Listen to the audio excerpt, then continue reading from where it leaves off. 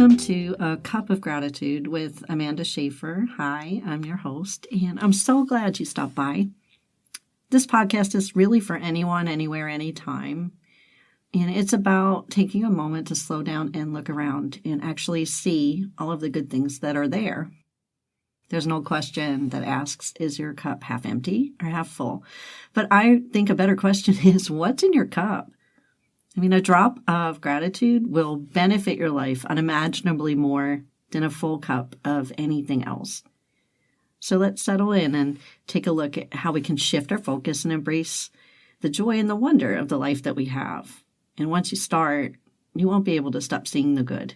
And just like me, you won't be able to stop talking about it. And somehow that creates even more. Even in the midst of difficulty, even when it's really hard. Learn how to drink from a cup of gratitude. Welcome. Today I'm speaking with Sarah Krizek, who is the author of Beyond the Surface, published in August of 2024. She was born and raised in the Hudson Valley, New York. She received a Bachelor of Arts degree in English from Mount St. Mary College. And when she's not writing or reading, Sarah enjoys spending time outdoors with her husband and their two children.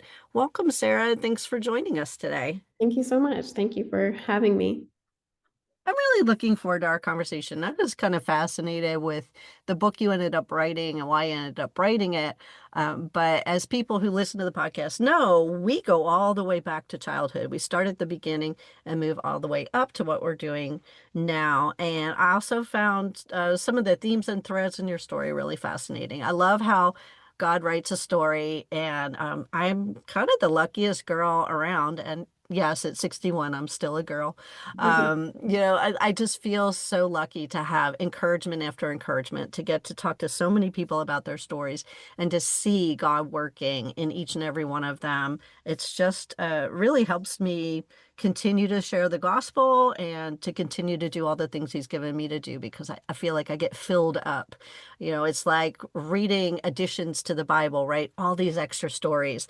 And really, from the beginning of time, there's no way they could have written everything for us, right? All of the examples in the Bible are so that we can identify with the different situations and circumstances that will happen, and the different ways and states of our heart at different times in our lives. But for me, it's so wonderful just to continue to hear the stories. And for anyone listening out there, it is really important to be willing to share your whole story.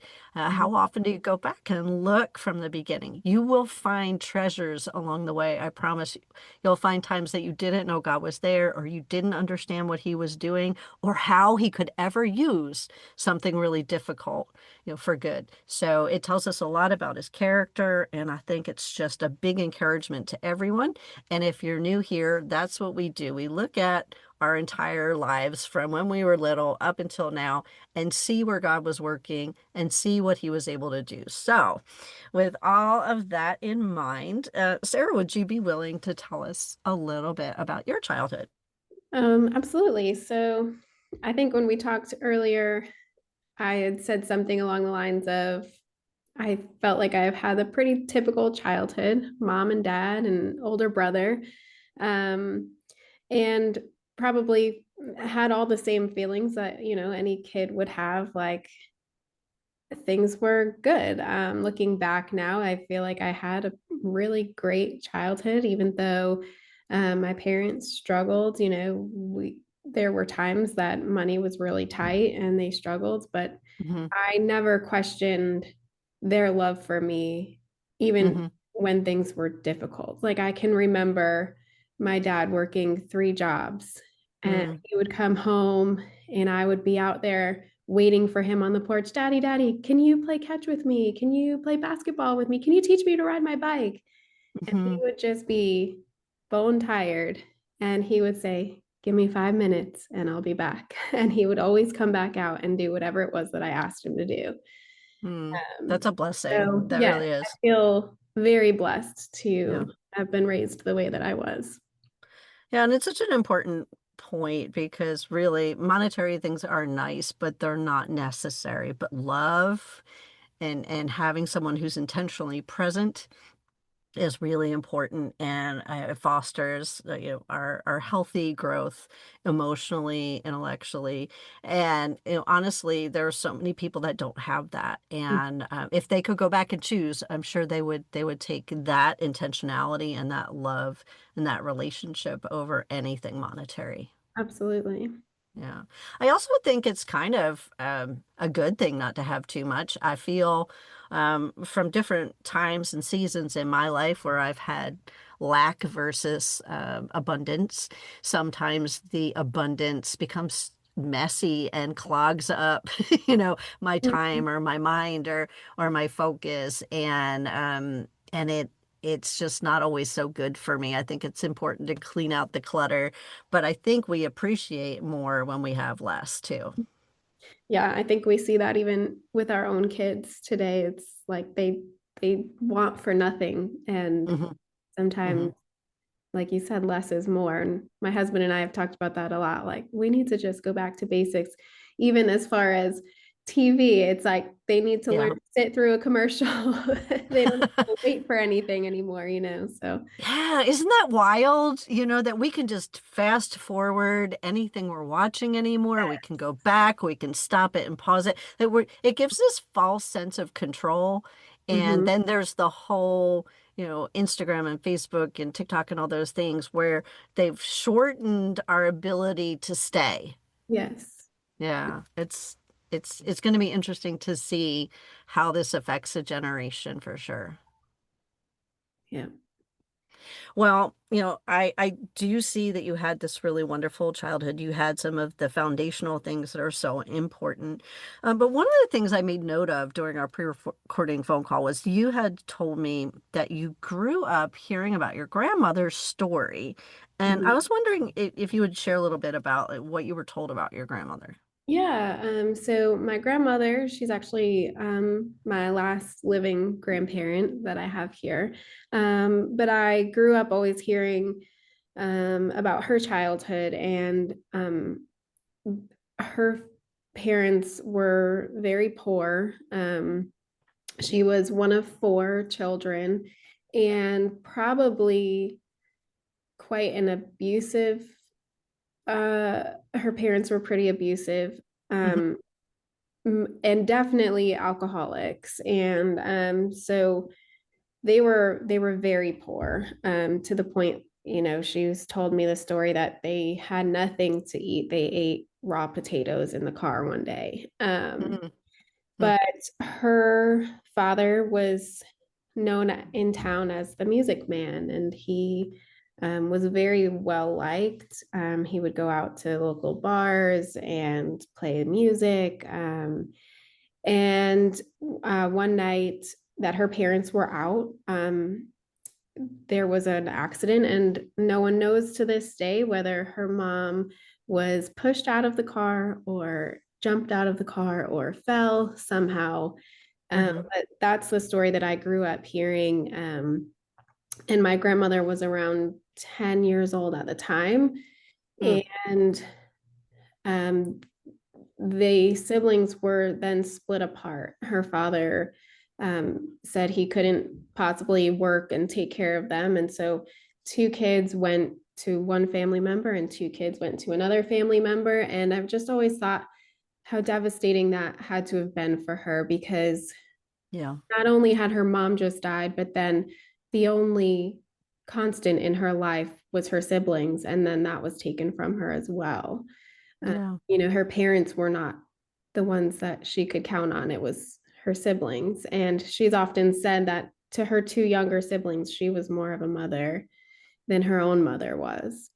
So Yeah. it And which one of your parents' mom is that?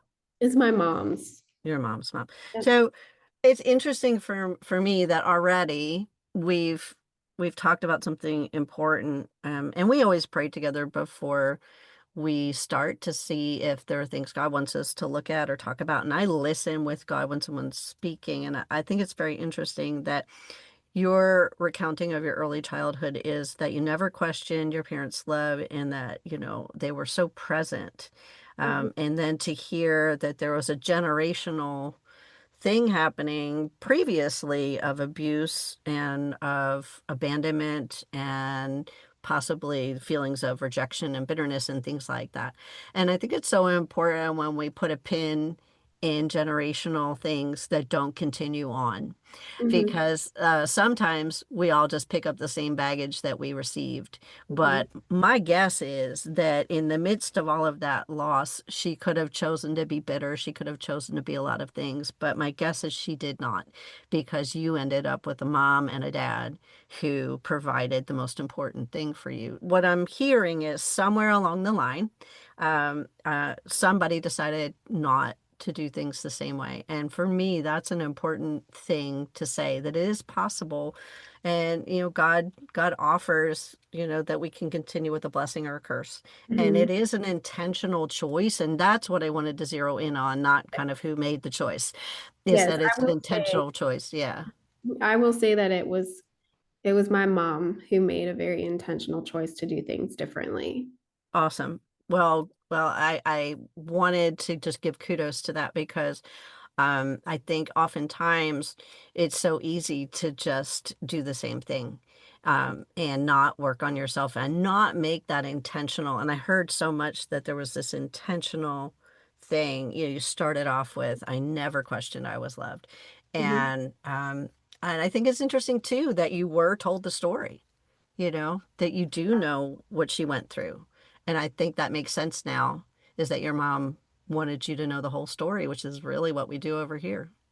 Yeah. And I Mm. think the reasoning behind that was to also understand some of the baggage that my grandmother carries and the trauma that she Yeah, lived with and the reasoning behind the way she is that today. makes that So, makes sense. Yeah. Well, thank you for sharing that much. And again, as I'm listening from this side, certain things like pop up, and I think it's important when families change for the good. I yeah. think it's such a great example that it can happen. And, my own personal family, my kids went through a lot. I was married to someone who began to have bipolar disorder and self-medicated and became a pretty difficult and horrible alcoholic. And we all went through quite a lot. And to see that on the other side of it, none of us drink, none of us use drugs, none of us do any of that. We are all the sober person in the room. To Mhm. see that my kids give back and have become contributors to a good society, Mhm. is just an amazing thing. So we chose Jesus, and it made all the difference in the world. Mhm. So you had told me that even with all of this great, connection and good relationships and love and a positive childhood, that when you were in third grade, you stopped eating. And I know most of the people I've talked to who have had disordered eating as part of their story have found or unpacked that it had something to do typically with control, Mhm. or some deeper, woundedness or something like that. Do you know why you stopped eating? Yeah, and it's funny because when we did our pre-recording call, you had kind of unpacked some of this for me, and it was things that I had never really connected the dots on. But Hmm. at that time, two of my good friends had both moved away, one right after the other, and um, it's just that was Mm, an awkward stage for me. It was yeah. difficult. We were in a smaller school district, and it was like all of these friendships had already been established so long ago that where do I go Yeah. now that my two best friends are gone? How do I find a new place to fit in? And there was some meanness going on. Yeah. Was getting made fun of and felt like that was a way that I could, as you said, control what was happening to me. Hmm. And I think a little bit of youngest child syndrome. I don't know. I, um, Yeah. I just, it didn't, looking back as a mom now, I can see how devastating that must have been for my mom to walk through with me. Because Yeah. I can't imagine having to navigate that with my own daughter. But Hmm. to me, in that moment, it didn't feel like a big deal. It felt just like this is something that I'm doing because I feel better when I don't eat. I don't have a stomach ache. And then realizing, oh, my stomach aches were probably not from food. It was because I was worrying all the time and I was Yeah. Yeah. going through this hard time. But to me, that was the connection that I made was I eat, I get a stomach ache. If I don't eat, I can't get a stomach ache. Or, it's just something that I could control. Yeah. Do you remember about how long you continued to do this? It was a few months at least before my mom finally said, like, if you don't stop, you're going to be in the hospital. And Hmm. that scared me more than anything. I was terrified of doctors, hospitals. I could hardly even step foot into a hospital. And now thinking about that as well, um, my dad's mother, my other grandmother, had been in Hmm. and out of the hospital a lot.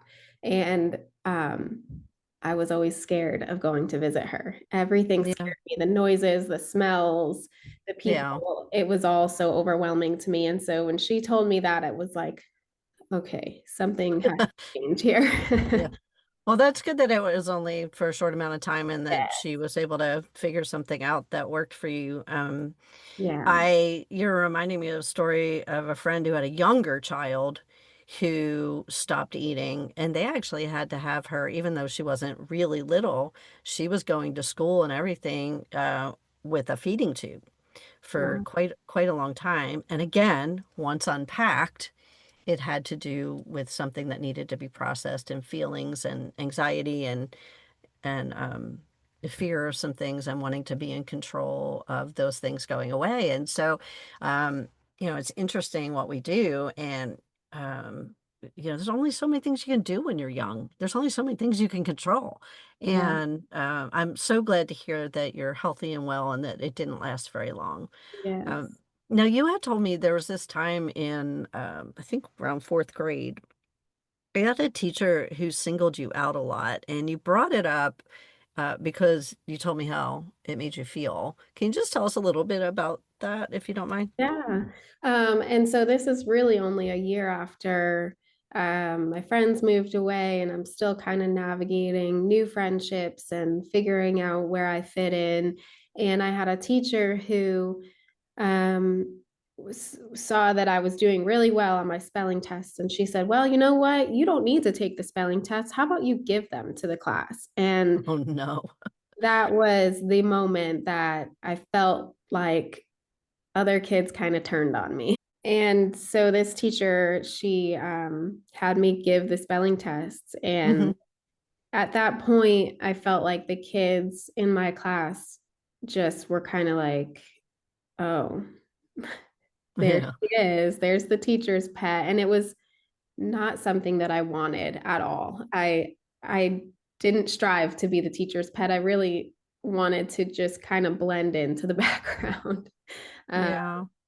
and so that was really hard and something that my mom and I still look back on and talk about from time to time. It was just one of those things that stuck with me that Yeah. it was just a bad teaching moment, I guess. So you told me, and I can understand. I feel like that's just like such another layer over a lot that was already going on inside of you.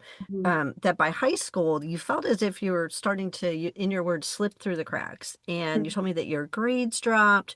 You found yourself drawn, though, to art and photography, amazing things to be drawn to. I think creativity is such a gift from God. And there was something that you were good at and something you weren't graded on. And so I thought that was really important that you gravitated towards something where you could kind of, let loose a little bit. And it's almost like a release valve, I think, artistic type things like that. But you're not getting graded on it. So it sounds to me like you were searching for something that didn't have pressure. And Mhm. probably that bad teacher moment had something to do with it as well. Do you remember like what that felt like and why you felt like you were slipping through the cracks? I felt like I think a lot of it had to do with my art and photography teachers were just phenomenal teachers. Hmm. They were kind of the ones who took in the kids that were struggling, I felt like, and offered a creative outlet. And I think at that time, probably I was struggling severely with anxiety, but that wasn't really talked about Hmm. then. That wasn't not to say it wasn't a thing, but it wasn't talked about. It Yeah. wasn't, that word wasn't used then. Yeah. And so finding art and photography in high school was, it just opened up this world of that I can get it out on paper or Yeah. through a photograph or and I can feel proud of myself for something. Hmm. Um, Hmm. that again, even though you're getting a grade, you're not graded on how necessarily how good or bad you drew. You're just being graded on the assignment that you did it. And so Yeah. that was Yeah. that took the pressure off for me to be able to do something that I enjoyed and feel like I'm not failing at it. Yeah, I mean, what a great resource. I'm so glad that that's what you turn to. I know I'm a very creative person. I think we all are. Some people, say, well, I can only draw a strict person. That doesn't mean you're not creative. That's just not your thing. It's probably not drawing. But I just recently made a project where I was feeling I have a lot going on and many responsibilities, and I hadn't been able to be creative other than writing in a while. And I love writing, and it's wonderful, but I wanted to do something else. So it was a little too hot still to knit or crochet a sweater or something. And I got this idea of taking old jeans, cutting them apart, and uh, doing a blanket stitch around them so I could crochet them together. And I made this like coat cardigan thing out of old parts. It was so fun. Nobody was telling me how to do it. I figured it out myself. I turned the legs into arms. I turned the waistband into a collar. I took the back pockets and made them front pockets. And I made this thing. And the way I felt while I was creating, even if I was watching TV or even if I was just sitting around listening to music or whatever, just there's no way to describe making something out of nothing. Mhm. And I think that it's, God himself is creator, and it's one of the ways we're made in his image. And I just want to speak to someone out there who's listening. Like, if you don't think that you're quote unquote good at creating things, you're wrong. And it's such a beautiful thing, whether it's journaling something, drawing something, taking a picture, dancing, singing, you decide, but try it because, this is a perfect example of how I think creating helps us kind of balance out. Mhm. And I'm so glad that you found that. Now, you had told me that unfortunately, your grandfather had passed away. And we were talking about him a little bit, and he did auto mechanics, and you decided that you wanted to do auto body, like painting on cars, which is a really Mhm. cool combination of this creative side and wanting to kind of pay tribute to him. You felt really close to him thinking about doing that. So tell me a little bit about like doing that. It's an interesting choice. And like you met somebody really important there. So who did you meet there as well? Yeah.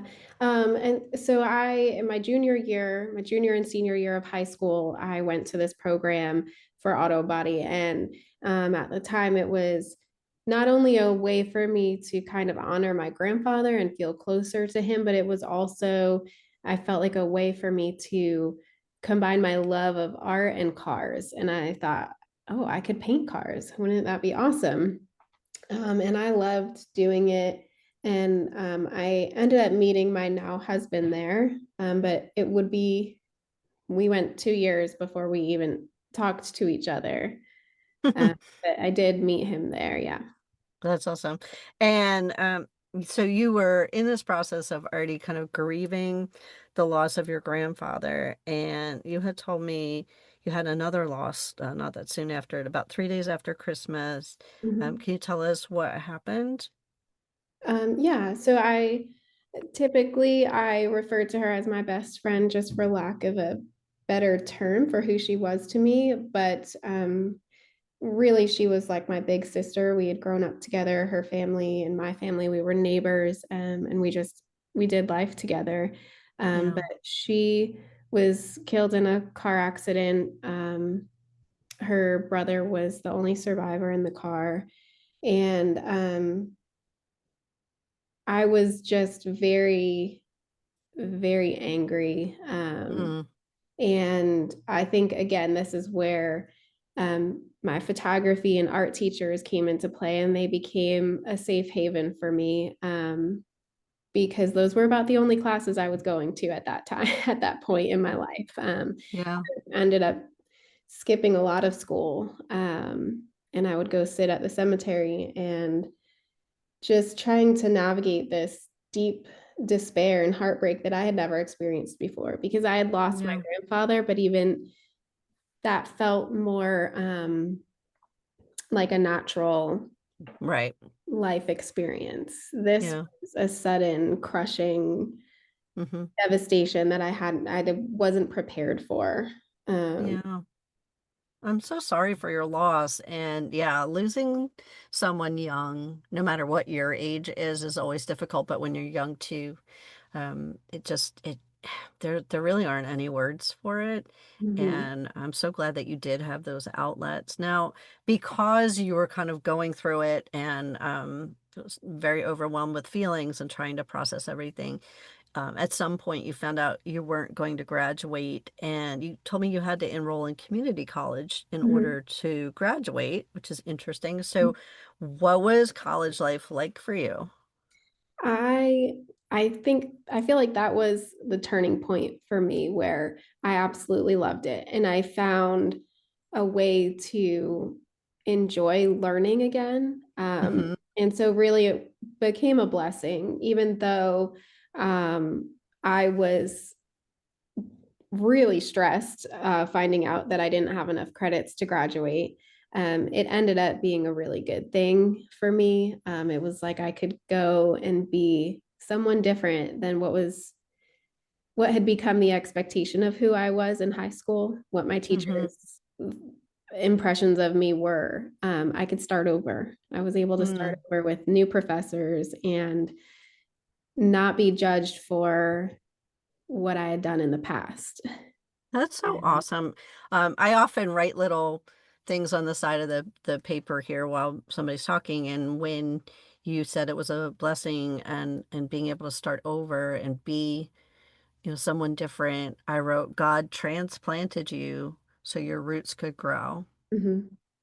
I feel like you got put in this brand new place, and what a blessing. And it really is. And I'm so glad that that was what happened, because honestly, if you had just had to go to summer school or something like that, that would have been a totally different Mhm. experience. Absolutely. So, were there particular people that you met when you were there, or teachers or anything that really stand out?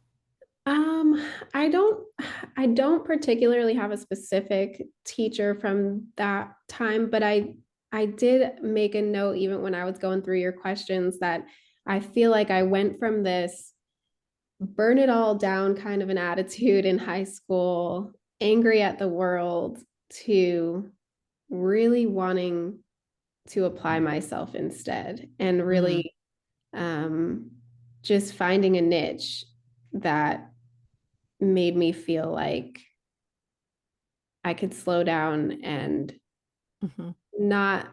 I'm trying to find the right words to express exactly how I felt. I felt like I had to permeate everything with these high emotions that I felt. And when I went to college and got away from everything else, it was like, wait a minute, I don't have to let Mm, these feelings permeate into every aspect of my life. I can yeah, still be a good student and yeah, still be grieving, but not let it tear my whole life apart either. yeah.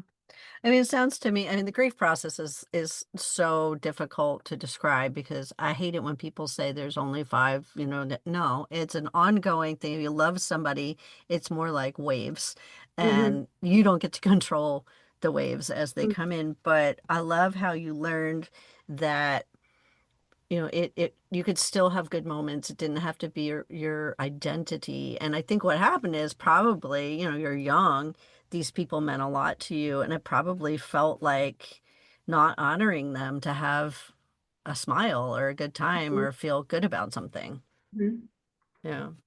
Now, at the end of that year, your other grandfather ended up passing away. At Yeah.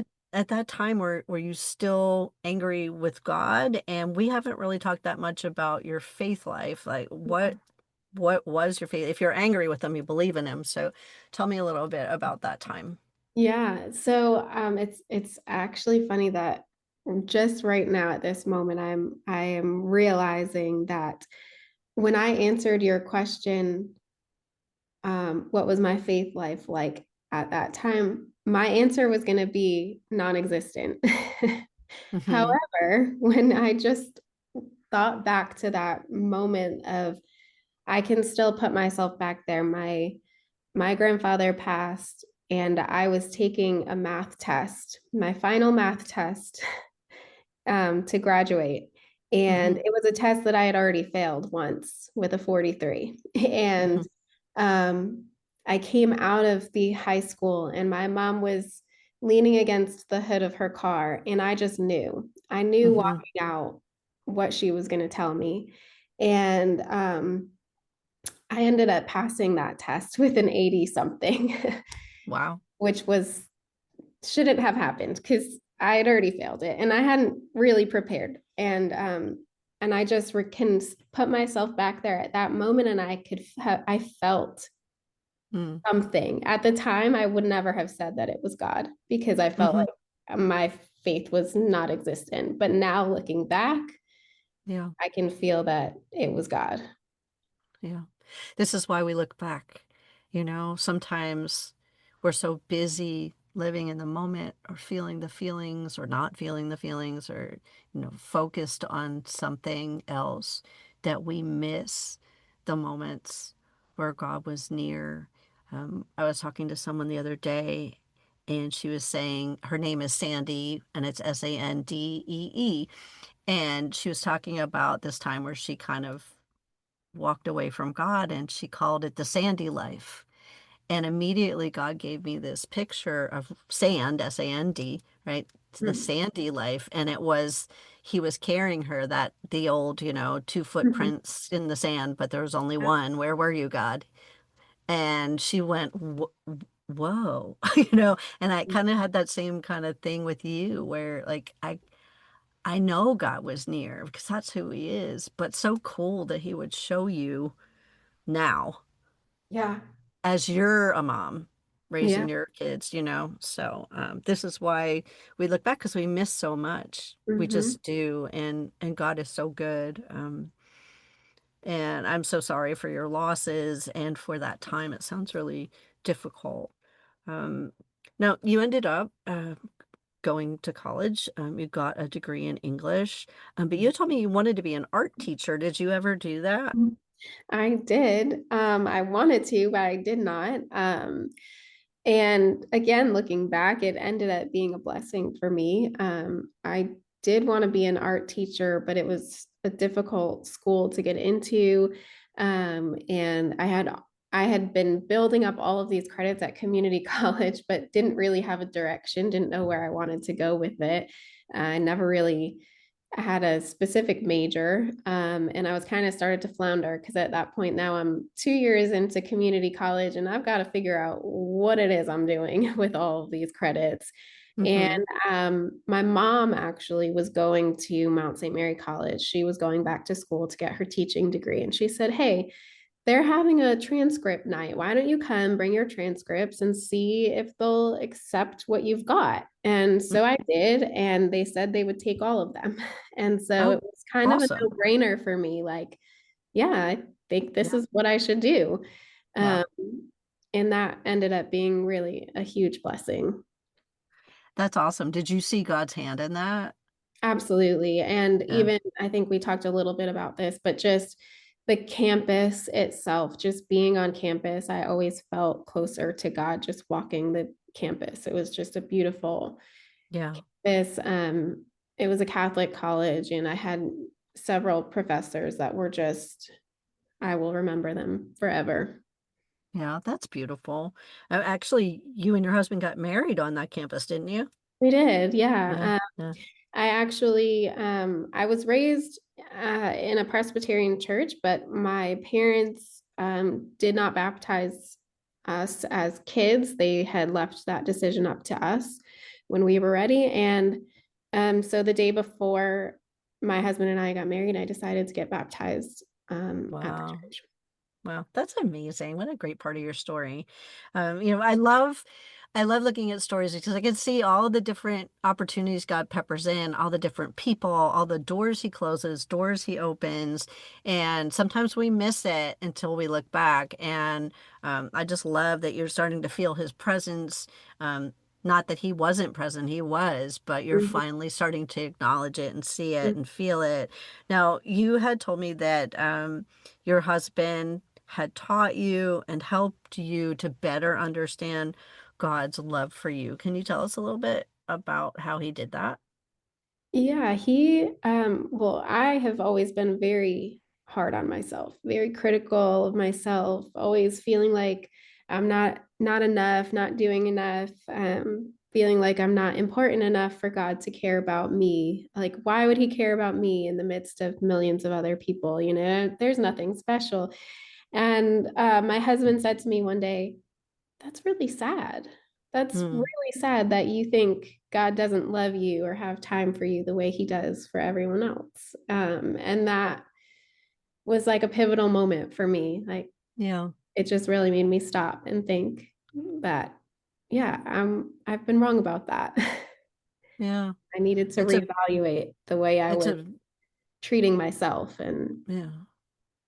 yeah. It's a beautiful thing to know that you're chosen, to know that you are loved in the different examples that God gives as a father about how he feels about us.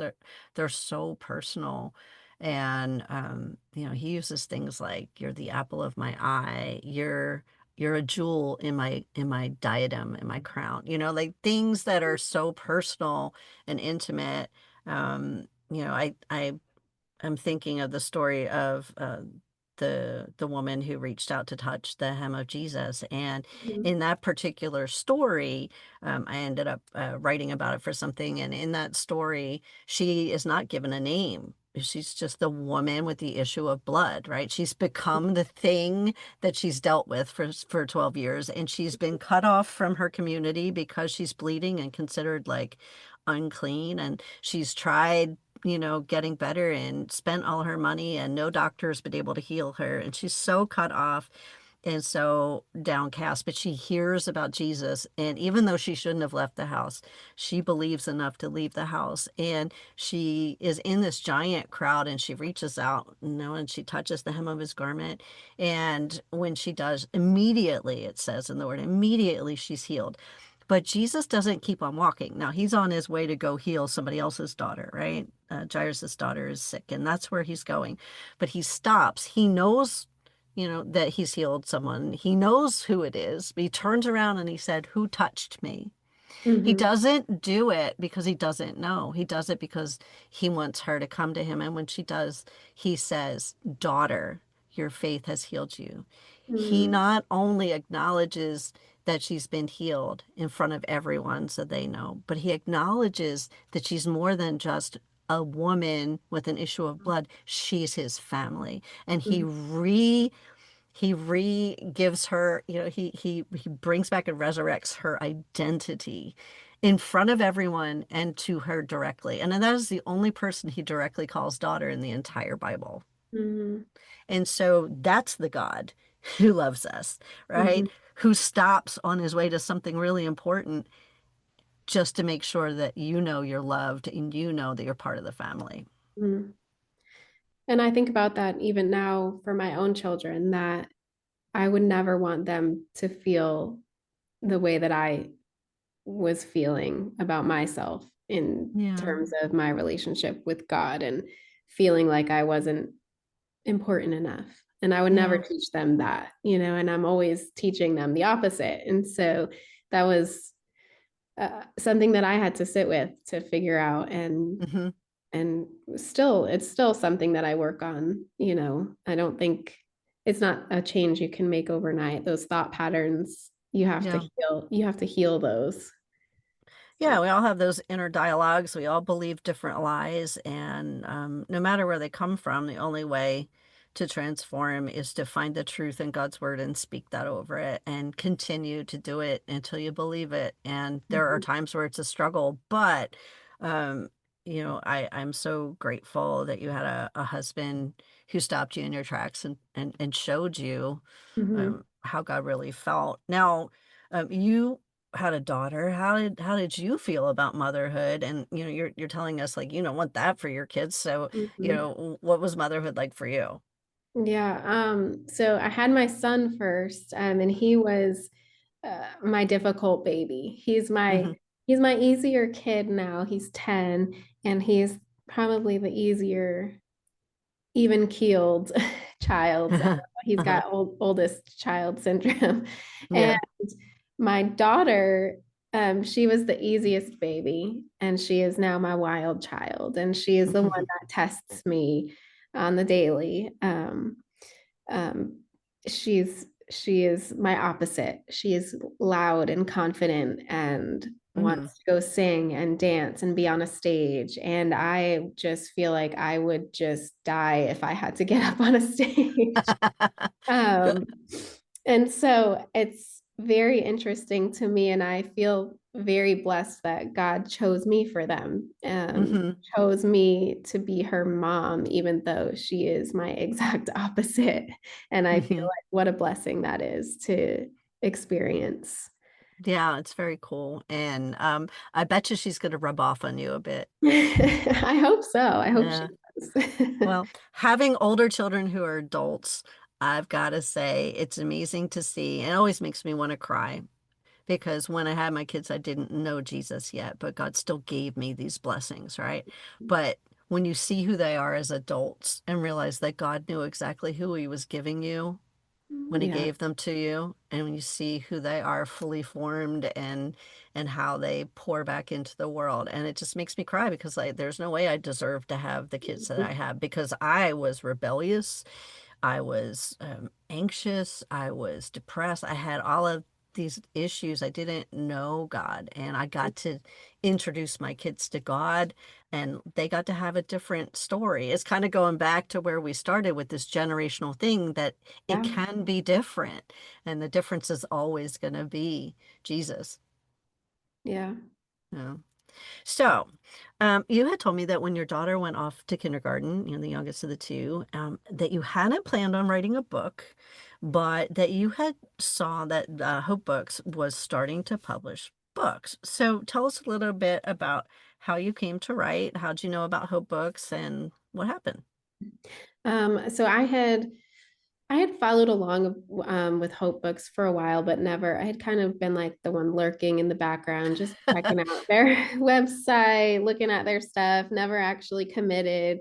And I had gotten an email one day that they were going to be opening up a publishing branch of their company, and that they were taking ideas, and you could submit an idea. And I said to my husband, should I do this? I don't know, it's not really the right time. And he was like, what do you have to lose? Are you crazy? You should absolutely do it. And so I did, Hmm. forgot about it, didn't really think anything of it, and was truly shocked to be picked as one of their authors, that they would want to publish my book. I sometimes I still can't believe it.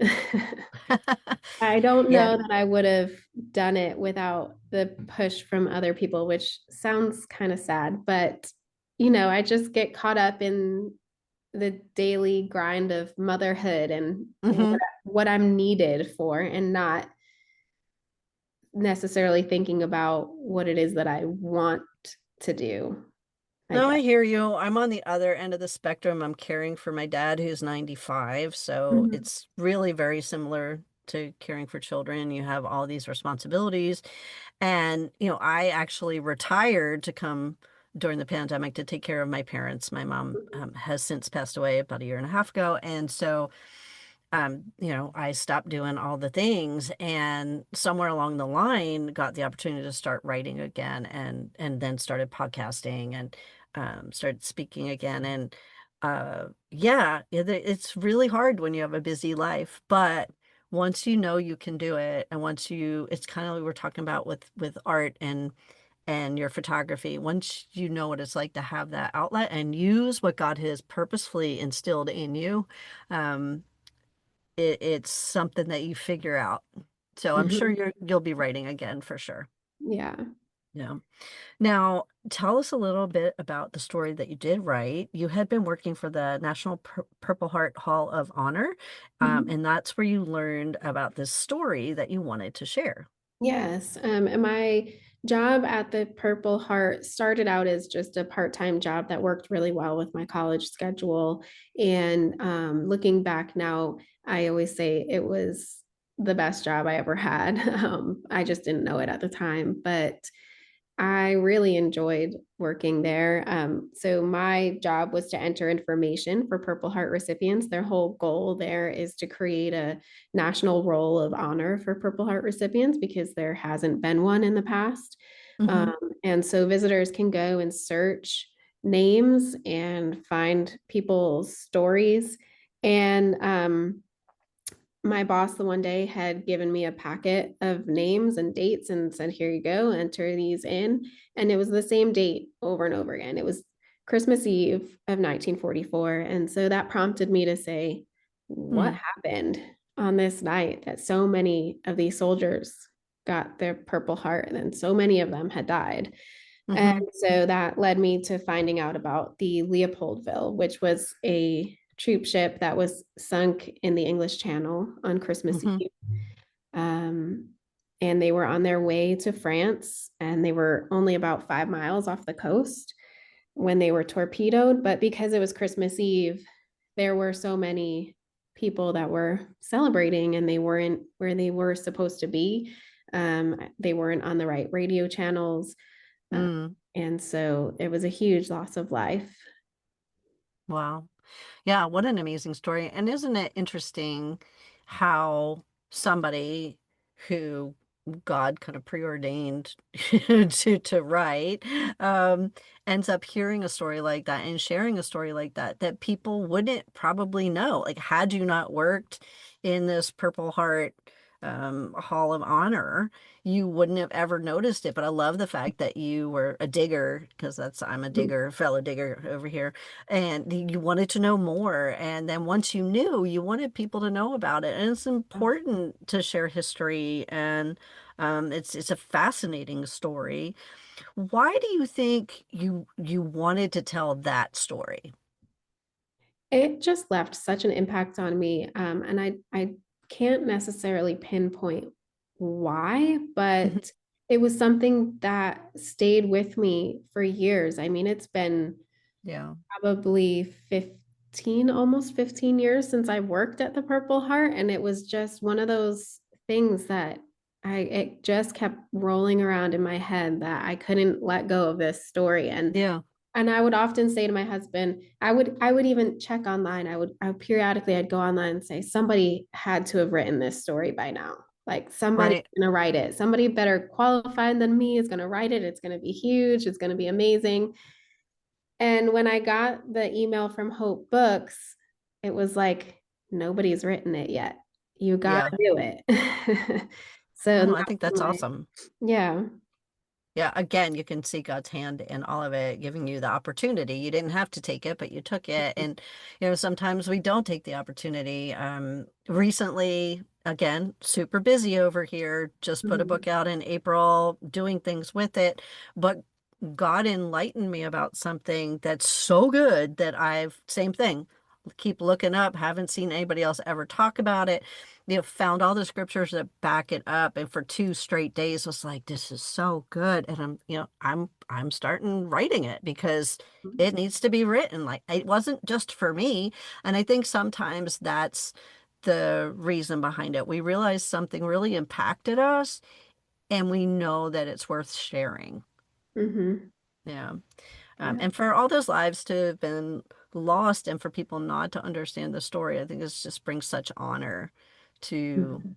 that time.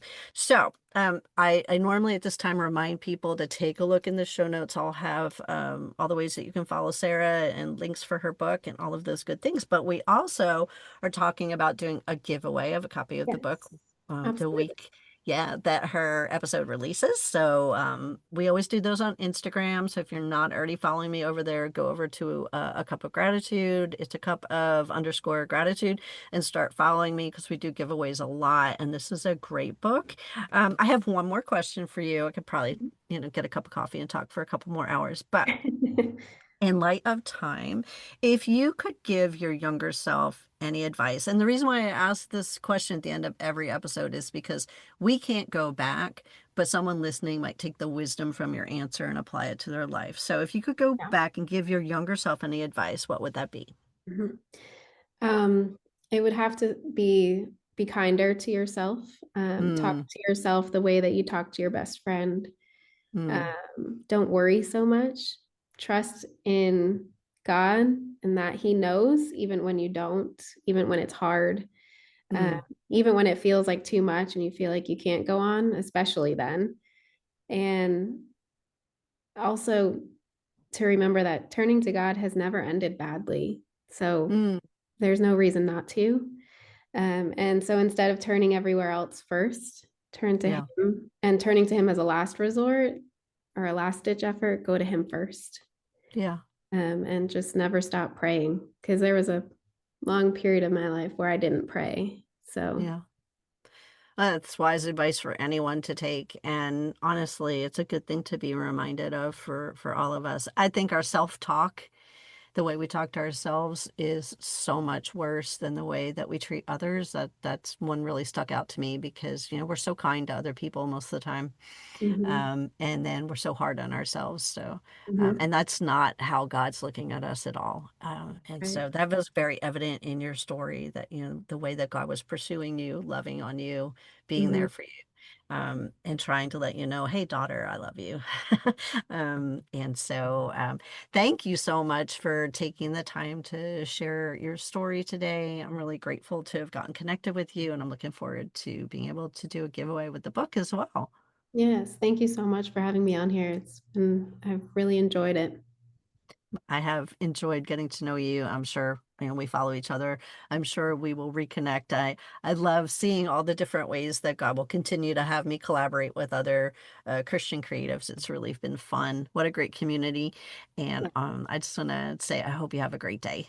You too. Thank you. Thank you. Hey, so I just want to thank you so much for spending your time with me. And I want to challenge you to go out today and to just take notice and to stop and really look around and find at least one thing to be thankful for.